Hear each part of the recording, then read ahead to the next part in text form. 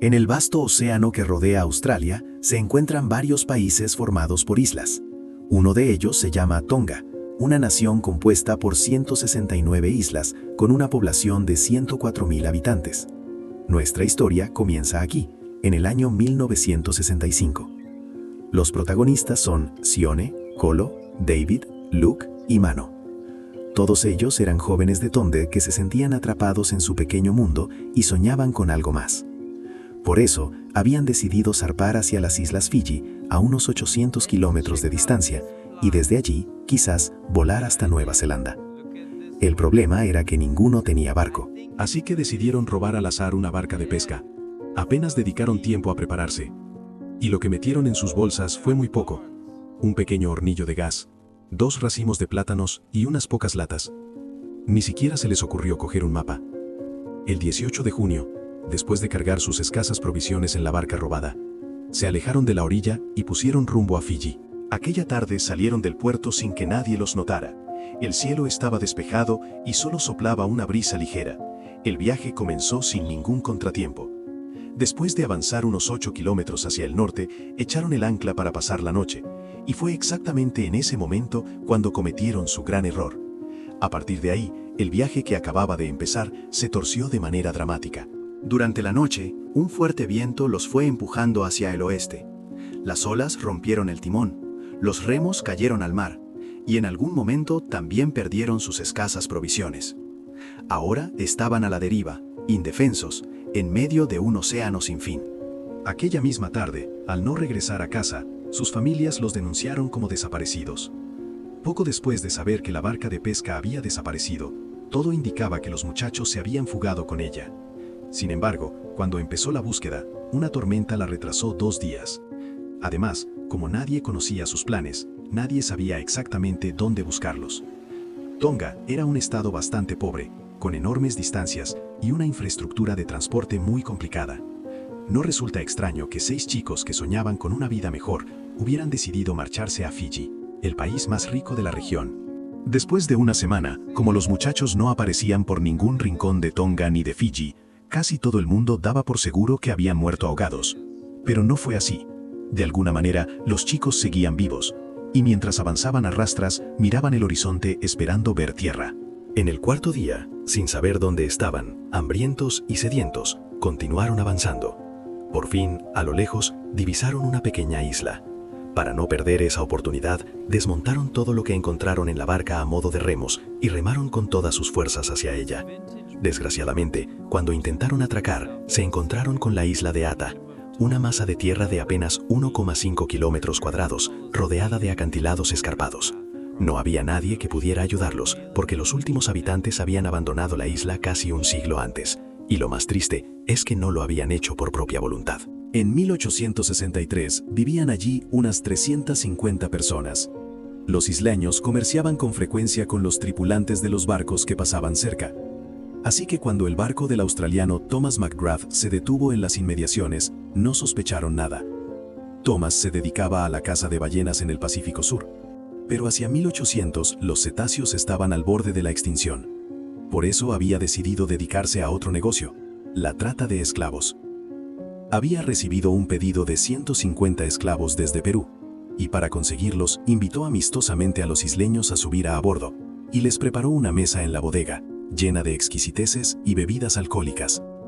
Los 144 que cayeron en la trampa, en plena fiesta, recibieron la orden de cerrar la escotilla. El barco partió de inmediato. Aquellas desgraciadas personas fueron vendidas después como esclavos en Perú. El rey de Tonga intentó traer de vuelta a sus ciudadanos al enterarse de tan horrible crimen, pero no lo consiguió. Los demás habitantes que quedaban en la isla decidieron marcharse, y desde entonces nadie había vuelto a vivir allí, hasta que llegaron estos 6 chicos perdidos. Al poner pie en la isla, 102 años después de que la abandonaran sus habitantes, los muchachos no sabían que se encontraban a 160 kilómetros al sur del lugar desde el que habían partido. Su objetivo era llegar a las Islas Fiji, es decir, dirigirse al noroeste, pero la corriente los había arrastrado en dirección contraria. Subieron a los acantilados a duras penas. Además de comer la carne de los pájaros que capturaban, bebían su sangre para calmar la sed, ya que el mayor problema de la isla era la ausencia de fuentes de agua potable. Los primeros días fueron los peores. Pasado un tiempo, cuando reunieron fuerzas y subieron a la cima de la isla, encontraron en el interior de un antiguo cráter volcánico los vestigios de los anteriores habitantes: plantas de taro silvestre, plataneras, semillas, cuchillos toscamente fabricados y vasijas de cerámica. Y, de forma totalmente inesperada, también encontraron gallinas salvajes. Aquellas aves, descendientes de las que habían dejado los isleños hacía 100 años, habían sobrevivido solas y se habían reproducido hasta el presente. En ese momento comprendieron que sí, que allí había vivido gente y que la habían abandonado sin más. Lo que quedaba de la vida de las personas que habían sido arrancadas de allí ahora les ayudaría a sobrevivir a ellos. Se dividieron en parejas y se repartieron responsabilidades concretas, elaborando un estricto calendario de tareas para el jardín, la cocina y la guardia. Su siguiente paso fue construir una casa con techo de hojas de palmera. Después crearon un huerto con raíces y tubérculos comestibles que habían encontrado, y construyeron gallineros para tener las gallinas a mano. Para resolver el problema del agua, vaciaron varios troncos grandes de árbol y montaron un sistema de recogida de agua de lluvia. Cuando la ropa que llevaban a la isla quedó inutilizable, tuvieron que andar desnudos.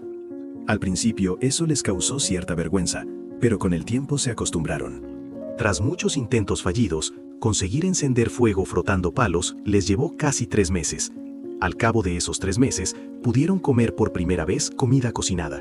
Además, mantenían el fuego encendido noche y día, no solo para cocinar o calentarse, sino también para que sirviera de señal en caso de que se acercase algún equipo de rescate. Con el tiempo, ordenaron su vida y establecieron una rutina diaria.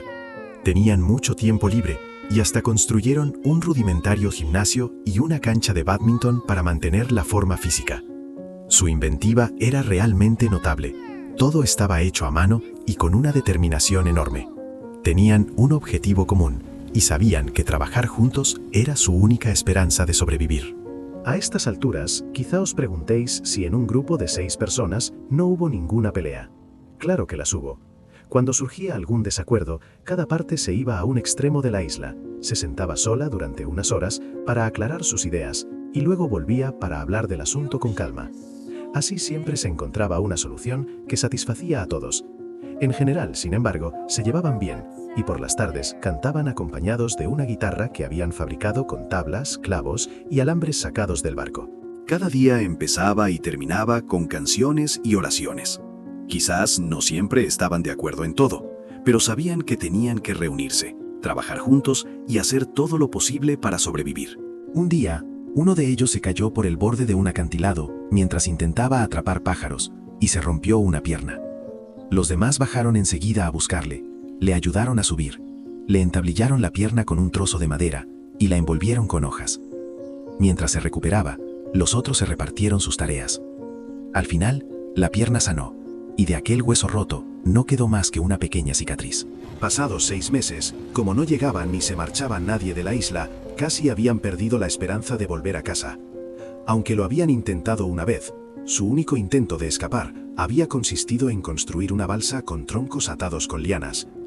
Habían partido desde el lado sur de la isla y habían avanzado unos pocos cientos de metros cuando la balsa se deshizo entre las olas y tuvieron que volver. Fue una suerte que así ocurriera, porque, como creían estar al norte de su punto de partida, habían decidido ir hacia el sur. De haber tenido éxito, habrían acabado en mar abierto, con la Antártida como único destino posible. 15 meses después, el 11 de septiembre de 1966, ocurrió algo increíble. Peter Warner, un capitán australiano de barco pesquero, estaba buscando zonas de pesca cerca de una isla que sabía deshabitada desde hacía un siglo. De repente, reparó en unos arbustos quemados sobre las rocas y luego oyó un grito. Al principio pensó que serían gaviotas, pero cuando se acercó un poco más y miró la isla con los prismáticos, vio a un grupo de personas desnudas. Al aproximarse con cuidado, vio que uno de ellos se lanzaba al agua, nadando hacia el barco. Luego otros 5 saltaron desde el acantilado, se metieron en el mar y también nadaron hacia la embarcación. En aquella época, existían castigos que consistían en abandonar a delincuentes peligrosos en islas desiertas. Por eso Peter no estaba muy dispuesto a recibirlos a bordo. Sin embargo, la compasión y la curiosidad pudieron más, y al final les ayudó a subir. Uno de los chicos le habló en inglés, le explicó que habían escapado de la escuela, habían sufrido un naufragio y llevaban más de un año atrapados en aquella isla. Peter recibió la historia con escepticismo. Para comprobar si era verdad, contactó por radio con los guardacostas de la capital, Nuku'alofa, y les dio los nombres de los muchachos. Tras 20 minutos de espera, una voz entrecortada de llanto respondió. Llevaba mucho tiempo dando a esos chicos por muertos. Peter los llevó a todos a casa, donde sus familias les esperaban en el muelle y les recibieron con inmensa alegría. Haber sobrevivido y haber regresado era un verdadero milagro. Sin embargo, poco después fueron detenidos por robo de embarcación, lo que ensombreció ese milagro. El hombre al que habían robado el barco 15 meses antes había presentado cargos contra ellos, así que todos fueron encarcelados. Peter, que pensaba que la historia del naufragio en la isla sería un material perfecto para Hollywood, fue a ver al propietario del barco y le pagó 150 libras a cambio de que retirase los cargos y de que colaborase en la película, con lo que los chicos quedaron en libertad. La historia de los 6 niños náufragos en una isla era de esas que la gente no dejaría de contar durante años. Algo curioso es que cuando los examinaron, el médico quedó asombrado ante su excelente estado de salud y sobre todo ante la perfecta consolidación del hueso del chico que se había roto la pierna. Peter fue declarado héroe nacional. Poco después, mandó construir un nuevo barco y le puso el nombre de Ata. Los chicos regresaron a la isla en ese barco para participar en un documental, y más adelante, Peter les dio la oportunidad de conocer el mundo más allá de Tonga, contratándolos a todos como tripulantes.